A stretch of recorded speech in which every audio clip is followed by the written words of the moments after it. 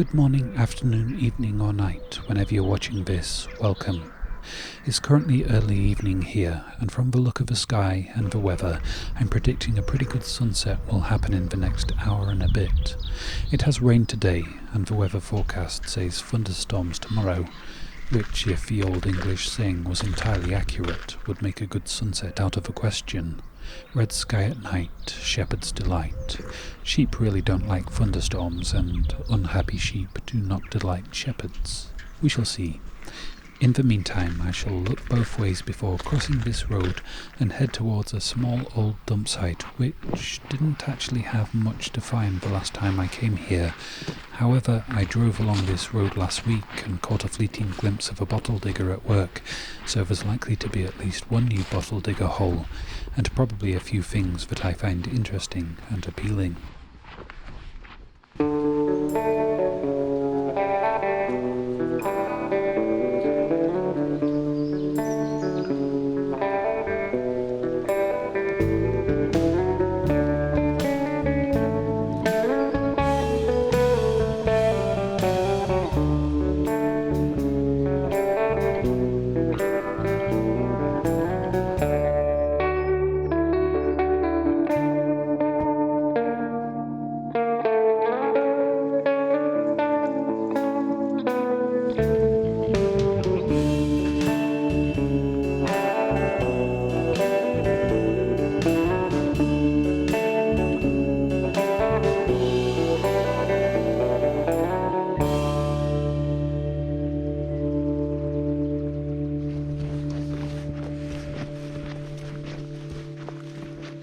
The camera won't be hearing it, but it sounds to my ears like there might be people here, maybe some more bottle diggers. Nope, not bottle diggers, golfers on the hilltop having a chat. Oh well, it does at least look like bottle diggers have been busy here, so that's promising. The first find of this visit is a shard of very colourful glass. Don't think it's dichroic, but discounting one method doesn't mean I know how else it might have been done. If you know, then do tell, I am interested. Second find is less interesting but more valuable to me and my forge. A nice big sheet of copper. Some brass, unusual looking thing. I would guess that it's part of a gas or oil lamp. This one I can be certain of, a brass button. I am currently saving for an ultrasonic cleaner. I've seen the results that northern mudlarks have been getting with theirs, and some similarly corroded looking coins and buttons, and I want to see some of the hidden details too. Oh, that's a beautiful colour. And it's been in the ground for about 80 years, I think, give or take a decade, and it looks as fresh as if it was made yesterday. I just turned the camera off when I spotted this pocket watch winder. Aside from that, I think I found all the interesting things on the surface of this spoil pile, so time to see the other pits. Last time I was here, it was very overgrown and I couldn't see quite how many bottles were spilling down this bank. They do all look to be towards the younger end of what's here. I do wish that I could find some of the older stuff that's ever been found here, but that stuff disappeared into private collections before even my grandfather was born. An ancient burial chamber and associated grave goods was found in this quarry, probably 3,000 to 5,000 years old. Big bottle, nice aqua colour, but big chip on the bottom. Lead plates from an old glass battery. The glass itself is the collectible desirable bit, but this one's quite broken, so I'll take the undesirable bit and one day deliver 100 kilograms of lead to a scrapyard. I think I'm at about 70 kilograms at the moment.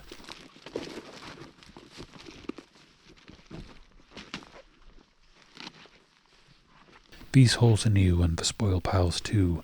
Wonder what wonders there are here to find.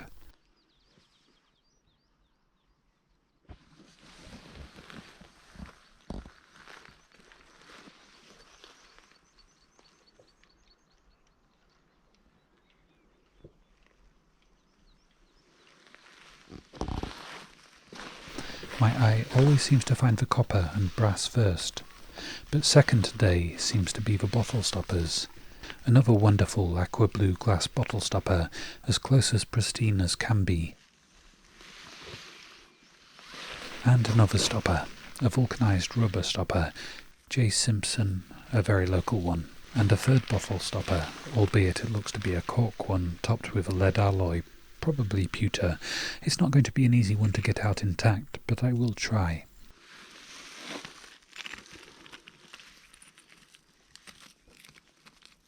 Not going to happen here. We'll take the whole thing, even though I don't particularly like the bottle, and maybe when the cork dries out it'll shrink itself loose. So many of these bottles are ones that I would have taken when I'd just started in this hobby. I mean, when I'd started filming, really. I've been mudlarking since I was a child, just without knowing what it was called or where the dumpsite sources for the fragments I was finding were. Quite an unusual vase, and would probably actually be quite valuable if it was intact. As it is, I'll take the brass that fell from the bottom of it and have a think about the glass. Part of a bigger piece, so we'll need some bits sanded off or added, or might put her in a box to be given to Fleur and Kate of Mudlarking with Kitten Caboodlers, if you like her, Fleur, Kate. And I shall take this milk glass jar, which is a shape I haven't seen before, and this wonderful cobalt blue. It's an Optrex eye bottle, and the weird lumpy shoulders of it are designed for an eye bath to clip onto.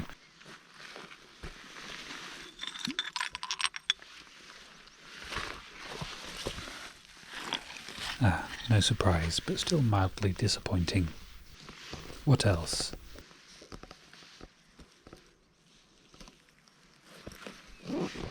That's a nice colour. It's intact, plain on that side and that side, but I still like it. Sunsets are coming.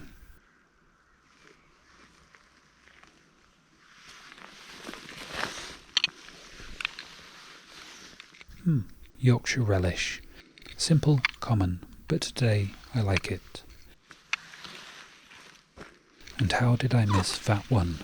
Butterworths of Halifax, blob top, nice bottle in good condition. Little bit of brass, no idea what. And what looks to be a glass tube. Amazing that it survived, being buried, being dug up. I've no idea why I want it, but I do. Another brass button. Wow, I don't often find them with the shank still on. It looks plain, but it's still beautiful to me. Possibly an escutcheon. No. Has the colour of verdigris, but seems to be a lead alloy by the weight of it. No escutcheon would be made with lead.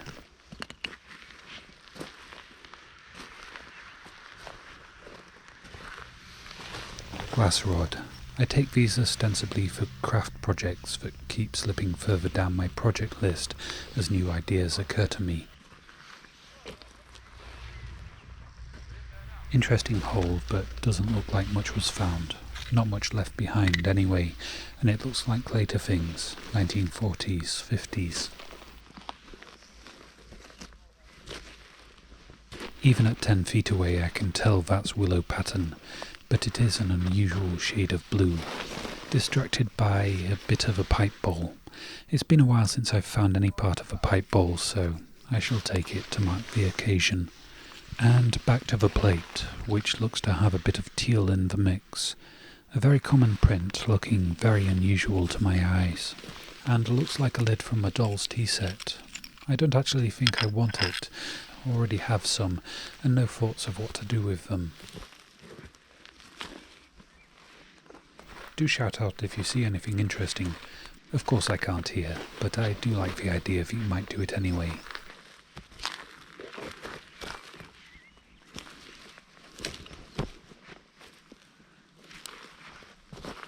Oh, I see something. A pipe bowl. Looks intact. Oh wow, that's a first for me. I haven't found any with birds on before. I love it.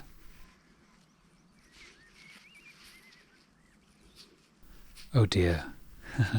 Just tried to rub off a tiny bit of dirt with my dirt-covered fingers, and now it is very much in need of water to clean it properly, and we are far from the river, or a puddle, or a sink.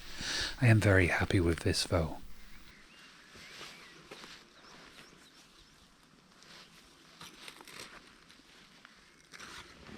This looks curious.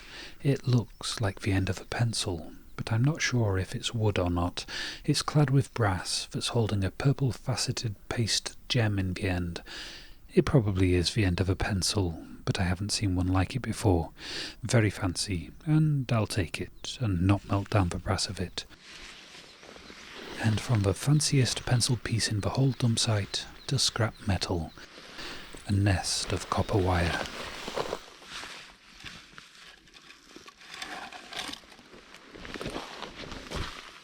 Missed this on my first wander around. Nice triangular jar. Try and get rid of some of the soil in it, and yeah, I'll take it. Along with the last few copper and brass things that I didn't film picking up.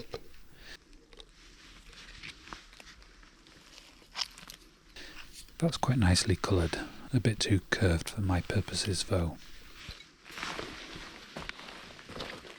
I saw something sticking out, and I've lost it. Where are you hiding? Ah, there you are. Another pipe bowl. Let's see if it's whole. No stem, but that's okay. Oh wow. Okay, this is a bucket list find. A modest one, but I thought I'd have to go down to London to stand a chance of finding an ROAB pipe. Royal Antediluvian Order of Buffaloes. It's a nice one too, with a full buffalo head rather than just the horns. Finding this now does not stop me wanting to go down to London and the Medway sometime. I'd still like to film down south with Nicola White, Sci-Fine's Richard Emery, Mudlarking with Kitten Caboodlers, Tobias of Tob 2N, and Andy and Josie of the Mud Pies, if any of those people would like to film with somebody who doesn't actually like to be on camera.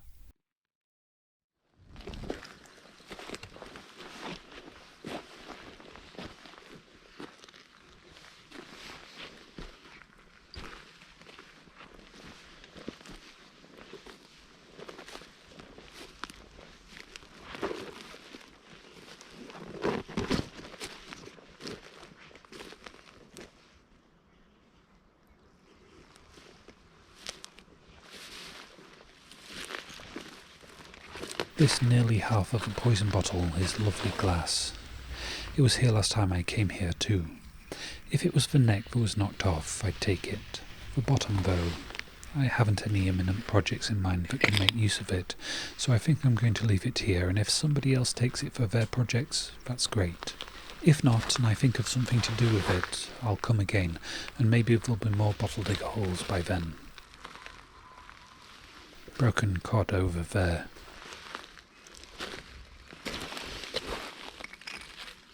Ah, it's a James Simpson. I have seen my fill of these recently. Earlier today, in fact, at a different site.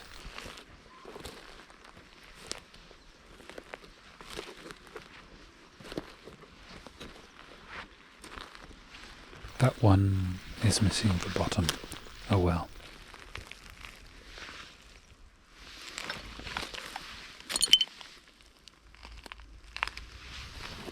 Screw top jar, but nice colour. Ah, it's embossed. That's a rarity for me. It says Horlicks, Malted Milk, Slough, Books. That's Buckinghamshire, for anyone who doesn't know. England and Racine, Wisconsin, USA. I like it, and I'll take it. And this looks interesting. Ah, deceived. A broken sauce bottle. A bit of copper is adequate compensation for that minor disappointment. Some cranberry glass with a stylized flower. A case of me liking the smashed thing when I probably wouldn't really like the intact thing. And another uranium glass vase thing.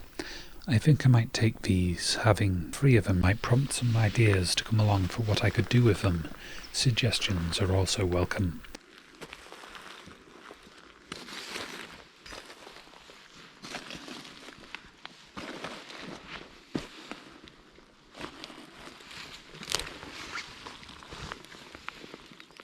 plain little hip flask shaped bottle, but unusual colour. It's kind of a chartreuse colour, a colour named after my favourite French liqueur. I like it.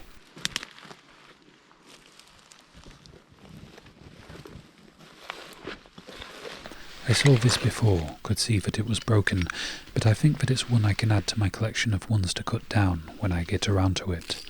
Would need quite a slant on the cut to keep the knot, but I can probably live with losing that, leaving to be taken. If I ever do more book or comic conventions, I could have my business cards made to fit in this. That idea makes me smile. Wow, it looks like it's 3 different types of glass: clear, milk glass, and uranium glass edging. Looks kinda like it could become the dorsal sail of a 3D stained glass fish. I'll take it.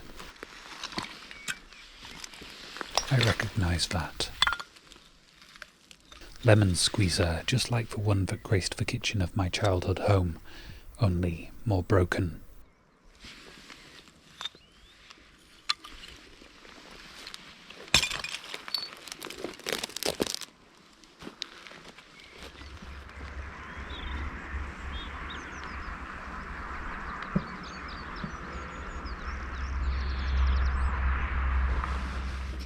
It is full on amber light now, my favourite type of evening light, and I found a shovel.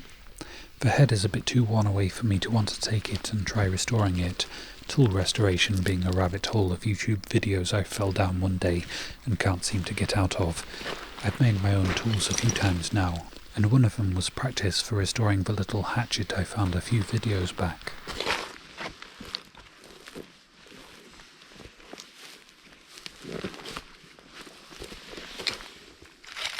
Bit of lead from another glass battery. I don't actually like taking lead, but it is recyclable and has scrap value. But dunno, should I melt it all down into ingots for a video, or just take it to a scrapyard? I'm undecided on that. What do you think? A small piece of copper.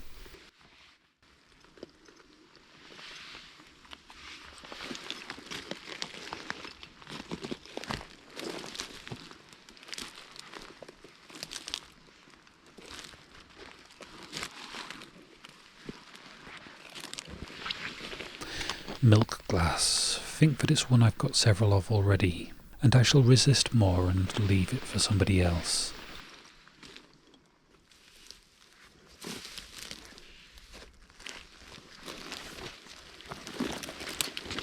Bit of brass.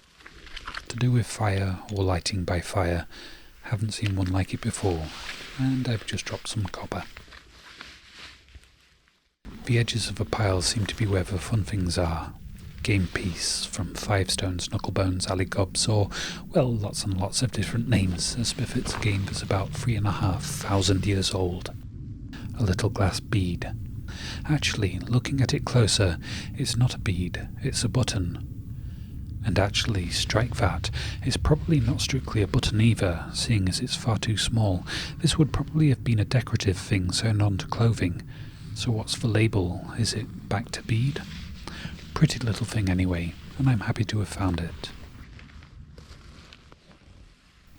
Not really sure what this was. Bit of brass and some pressed glass, but really nice pressed glass. Not sure if it was part of a fancy desk set with a tiny inkwell, or if it went the other way up and was maybe something like a cake tier, only a really fancy one. Any other ideas? Decorative brass. I think it was a handle, like a draw pull, unlike any I've seen, but I like it, and if it cleans up nice, I might even use it in a project I have in mind. Some more brass, and a little shard of cut glass. Thought it was depression glass, but I think it's just stained with rust. Think I've seen everything the dump has to offer today, and the sunset is not quite here yet. So, if you fancy it, I'm going to walk down to my favourite ruined farmhouse and see about filming any new things I notice, and some other bits that I missed filming the last time. If you don't fancy that, do feel free to skip ahead.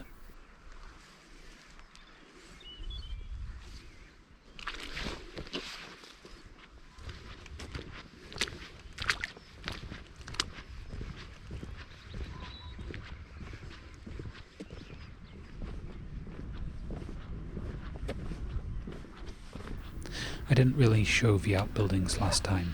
This time I will, and I didn't show the house from the other side either. It is odd as outbuildings go, looking neither like shed nor barn. It could have been partially a garage, workshop sort of a space, with windows that big. I think maybe a few stones have fallen out of the facade since the last time I came here, so I'll be extra careful. I am curious to know, if there happens to be anyone in the UK building trade watching, what a baseline figure would be for restoring this to a nice livable standard. I think beyond the purchase price, somewhere in the region of 3 to 500,000 UK pounds.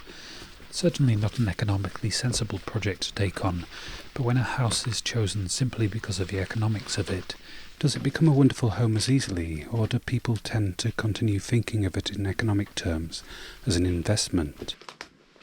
No obvious signs in here that there was ever a doorway through to the rest of the house, so farm worker's cottage, not much smaller than the place I currently live in.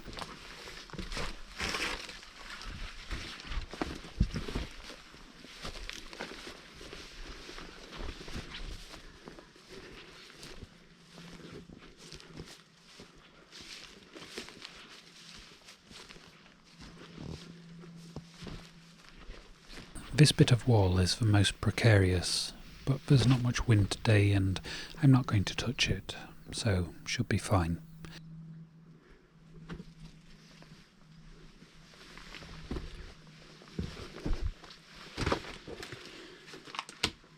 I do like that fireplace.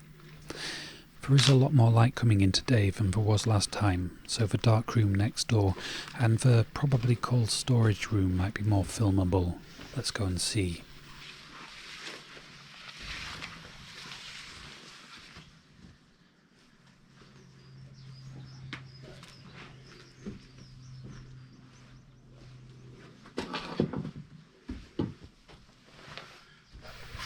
I do like rooms like this, with arched ceilings and big slabs of Yorkshire gritstone, and I like the dark. And trigger warning, I like spiders too. I've weaved a few spiderweb tributes in copper wire, and I think I shall do a craft video for Halloween of making another one. It's quite simple, but looks pretty good.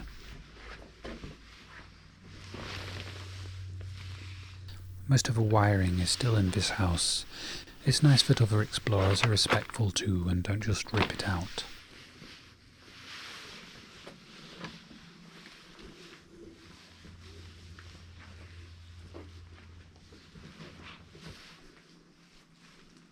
I think I can hear a bird cheeping in the upstairs space, like a nestling clamouring for food.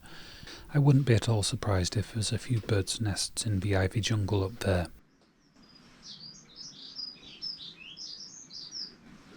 I can't get up there myself, but up you go and have a look-see.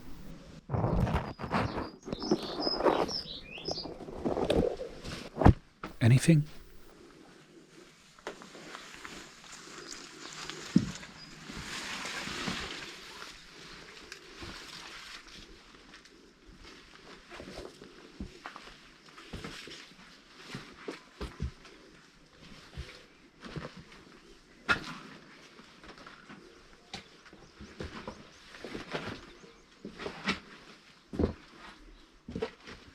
No, still not foolhardy enough to climb those wood-wormed and rotted stairs.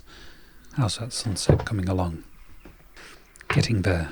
Another 10 minutes, I reckon, before the grass glowing thing happens. The shoe there, exactly where I left it 6 months ago. The difference in light levels is considerable.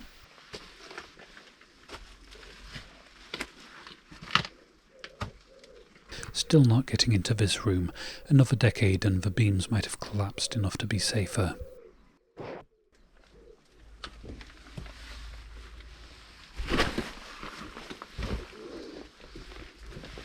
Nice iron square nail, each one individually hammered into shape by hand in a hot, smoky forge. Any more in this? Not that I can see. There's one, weathering away towards nothing in parts, a few hundred years old. I think the oldest parts are around about 300. Would have to take a core sample of the beam to find out for sure though. This is much younger brickwork.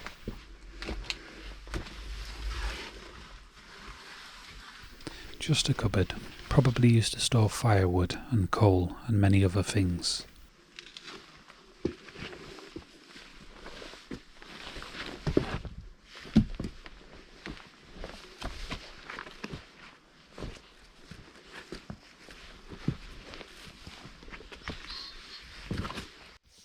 I didn't notice this last time. Tiles, including a line of black and white rectangular checks, very similar to ones I found in the river in my recent video, which was filmed earlier today from my perspective, and probably uploaded a few weeks ago from yours. So I'd guess it was something of a mudroom, perhaps with toilet facilities too. Hard to be any surer without excavating the pile of stones.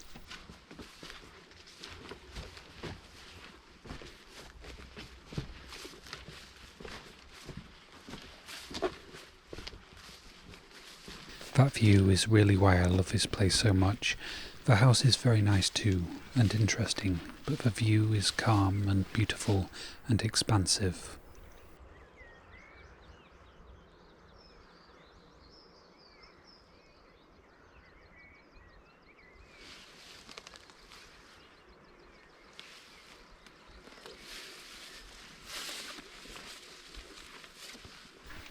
Is that a copper pipe? Nope, plastic. Which isn't all that surprising. People were still living here up to, I think 30 years ago, maybe longer. And this is the youngest part of the building, a late add-on. That beam looks old, or at least very rotted, but these ones, they're machine cut. I'd guess 70 to 100 years old. This room has been a shelter for cows, and I think owls in the chimney, although that's collapsed in on itself now.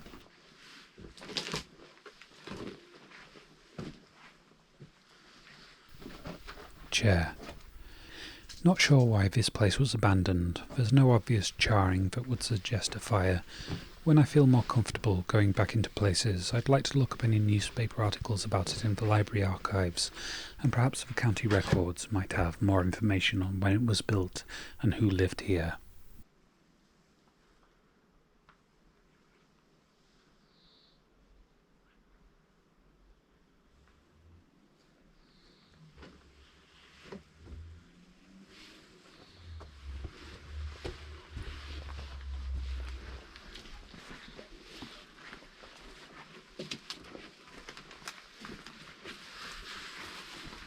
Cast iron or plastic.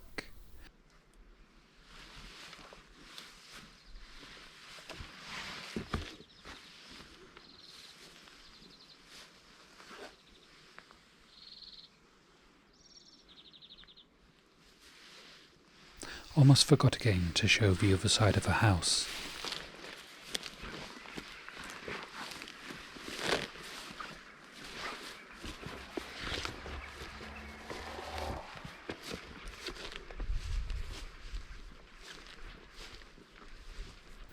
My goodness, it looks bigger on this side, and straighter, better condition. Easier to read too, the history of which parts were built first, I think the middle bit, and the repairs, alterations and additions. It's not as old as the one I filmed in the video called A Trail of Two Houses, but age isn't everything. This place isn't as exposed, and though it might get a bit windy here, it's positively gentle compared to the savagery that whips around the edges of the wily windy moor where the other one is, about 2 miles away from here.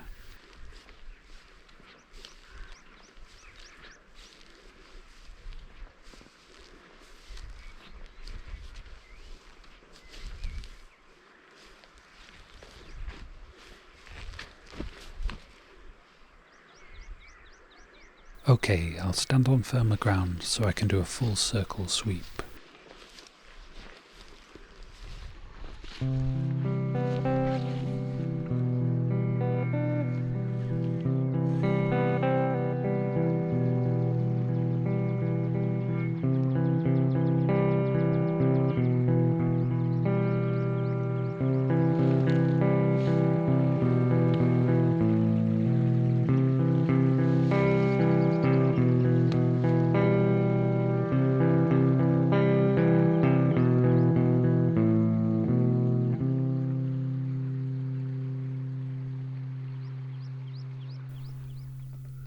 strange, narrow, two-storey room in a tumbled-down outbuilding of an abandoned farmhouse, and somehow there's some misplaced PPE here, a face mask. I'm going to be finding these in rivers and odd out-of-the-way places for years to come, and that really is a strange room.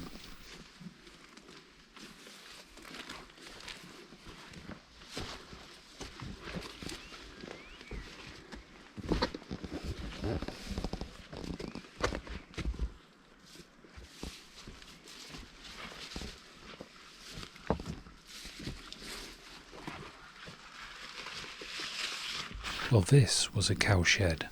At least it looks like the sheds I know to be cowsheds, in the local style of farm buildings. Now it belongs to the moss and the elder.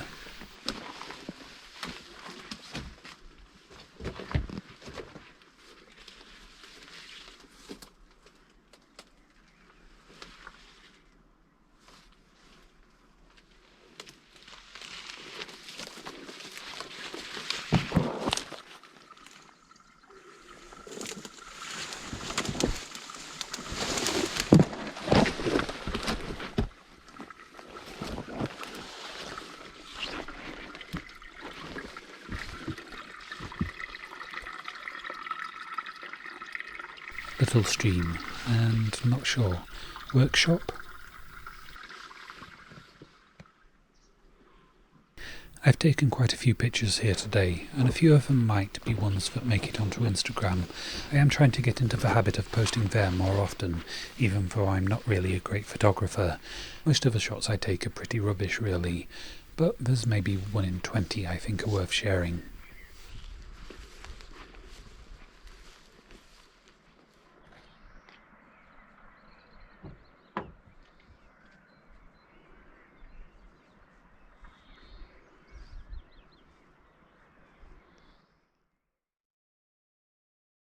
Roundup time. The visit to that place wasn't intended to be a full episode. I'd already filmed 2 that day and I was quite tired, but I thought maybe one new bottle digger hole might make for a nice 3 to 5 minute video for Ko-fi.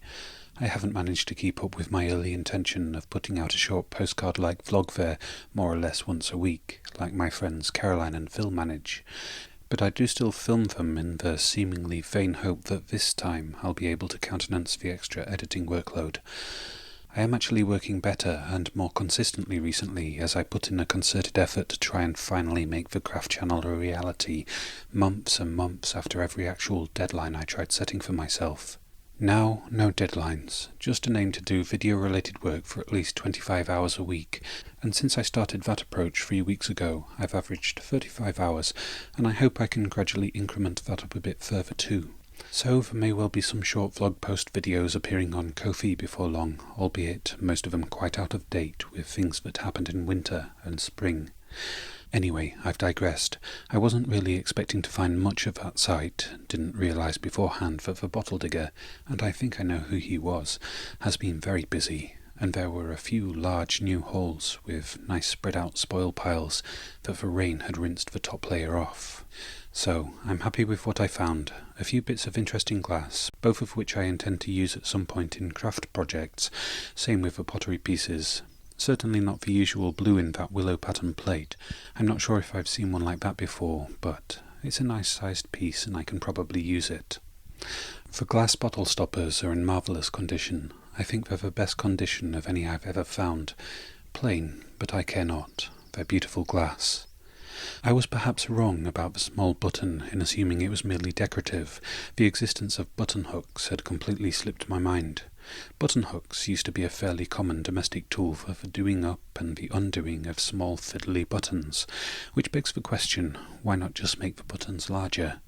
And my cynical mind retorts with, perhaps the makers and sellers of small fiddly buttons were also the makers and sellers of button hooks too. I was very excited finding first the pipe bowl with the bird motif, and then the very nice example of an ROAB pipe. The philanthropic and fraternal secret society known as the Royal Antediluvian Order of Buffaloes does not have a royal charter, is not a chivalric order, does not date from before the biblical flood, and to date there is no mention of there ever having been a buffalo as a member. I had to look up what antediluvian means, and it usually means either dating from pre-biblical flood times or ridiculously old-fashioned. I myself do not know much about them. Most of what I could say would be directly lifted from Wikipedia or the videos of other mudlarks, especially Nicola White. So I won't say much more, except to point out a little mystery on the Wikipedia page. Apparently an international convention of members in Glasgow in 1949 reported attendance of 1,000 members from around 4,000 lodges. That's miracle maths, that is. Or perhaps a typo. I do kind of hope it's not a mistake. The idea that members of the order are just ridiculously sociable, attaching themselves to an average of 4 lodges each, appeals to my liking of oddities and absurdities. I was sad when I found out that an unusual game piece I'd found earlier in the day I'd also lost again, but this one almost makes up for it, and finding is the thing that I most enjoy, not the keeping. Now, this pencil end, I'm not entirely sure I was correct in assuming it was a paste gem. Paste gems are glass, and most often from the time that this is from, it was lead glass, which I cannot actually find out exactly how hard it is on the Mohs scale, but with this I managed to easily scratch bottle glass and window glass, which suggests that it is much harder, and it could well be amethyst, which is a semi-precious gemstone, and if it is, then it's quite an extravagance for something as disposable as a pencil. At the back of my mind when I took these uranium glass vase pieces was the fact that Sarah of Docking Bay 51 is, or was, collecting uranium glass for a project, so given the very strong likelihood that I wouldn't come up with a good idea for what to do with them, I was thinking of offering them to her. As fate would have it, Docking Bay 51 filmed at that site about a month after I did, so sorry Sarah and Mick and Nicola and Amanda and Caroline and Phil of Let's Go With the Johnsons who I took there last week. I might have diminished the possibility of good finds for all of you. And Sarah, if you want these, message me and I'll post them to you. I am very happy with 3.5 of these bottles. No prizes for guessing correctly, but do feel free to comment. The others are okay, although the Horlicks jar has some glassicness inside that's proving unsightly. Some of these will be taken to ruins around here and left for intrepid explorers to find. I'm starting to really enjoy that way of keeping my collection somewhat manageable. There were some nice bits amongst the everyday scraps of copper and brass. I'm going to add both the button and this decorative piece to a small collection of interesting metalwork that I'm intending to get an ultrasonic cleaner for. Other things in that pile include horseshoes and coins and pocket watches and possibly a gun, or at least the very rusted remains of one. The video in which I found that is quite a while away. And I'll probably have the cleaner before then. I have just ordered one. I'm looking forward to giving it a try. Might even make a video around it, if that would be something you'd like. Let me know. That's the finds, and now the thanks. I would not be able to afford such things as an ultrasonic cleaner without the amazing kindness of people supporting this channel through Ko-fi, so sincerely, thank you to everyone who's ever given anything there. I asked once before if the people who donated there would like me to put their names up on screen here, like quite a few other channels do, and the only respondent said no. If you feel differently, then let me know. Thank you if you've liked, commented, subscribed, shared my videos, or if you've mentioned my channel on your channel. It all helps. Thank you to the people who've bought tools and materials for the videos that I would like to make, and the people who've bought me books and cookies and snacks to take with me on Mudlarks. There was a thing that was bought from my Amazon wishlists this time, and admittedly I'm filming this roundup quite early after the last video went live, so there might be more by the time this one actually goes live too. It's a full-face snorkel mask, which is a relatively recent development, first coming to market in 2014. I didn't see one until last year in my local dive shop, and I've wanted one ever since. This might allow me to film a few underwater treasure hunts in a few spots that, if the conditions are right, might yield good results and be safe for a lone adventurer as well. So thank you so much, whoever it was that bought this. I do hope that you've enjoyed this video, and if you have and you'd like to, then any way you choose to show appreciation is very much appreciated. Some options are likes, comments, shares, donations through Ko-fi, or purchases from one or more of the 2 available Amazon wish lists. I hope you're looking after yourselves and loved ones as best you can. Thank you all very much for watching, and for now, goodbye.